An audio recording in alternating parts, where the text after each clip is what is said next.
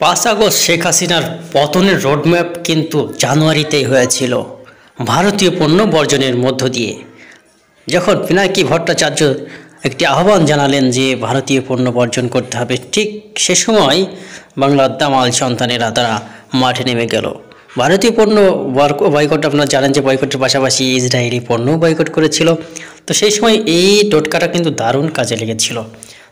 পিনাকি ভট্টাচার্য যে তিনি একজন দূরদর্শী রাজনীতিবিদ, তা আমরা ৫ আগস্টেই তার দিক নির্দেশমূলক কথার সর্বশেষ যে বিজয়, সেই বিজয় দেখেই বুঝেছি। তিনি, আমরা দেখেছি যে চাকরি থেকে কয়েকদিনের ছুটি নিয়ে শেখ হাসিনাকে পরাজিত করার সমস্ত দিক নির্দেশনা দিচ্ছিলেন জুলাইয়ের এবং আগস্টের এই সময়গুলোতে। আমরা দেখতে পেয়েছি তিনি নিয়মিত একটি নির্দিষ্ট সময়ে ভিডিও দিতেন, কিন্তু এই জুলাই আগস্ট মাসে প্রতি ক্ষণে ক্ষণে তিনি এবং ইলিয়াস হোসেন এই দুইজন ভিডিও দিয়ে মানুষকে উৎসাহিত করেছে, কখন কী করতে হবে দিক নির্দেশনা দিয়েছে। এখন আপনাদের যে সকল পণ্যগুলো দেখছেন, এটি এবার কুমিল্লায় আয়োজিত একটি বাণিজ্য মেলা বলা চলে।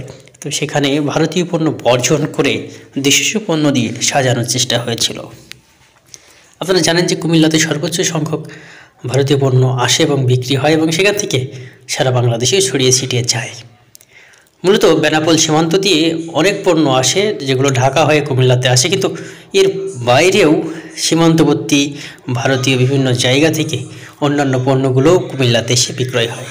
তো ভারতীয় পণ্য বর্জনের ফলে দেশ জুড়ে যে একটা উন্মাদনা, স্পৃহা, স্পিড বলেন, তৈরি হয়েছিল, যার চূড়ান্ত ফল আমরা পেয়েছি ৫ আগস্টে। আবারও কি শুরু হবে, কি মনে হয় আপনাদের? তো চলুন আবারও আমরা নেমে যাই, আবারও দ্বিতীয়বার বিজয়ের লক্ষ্যে।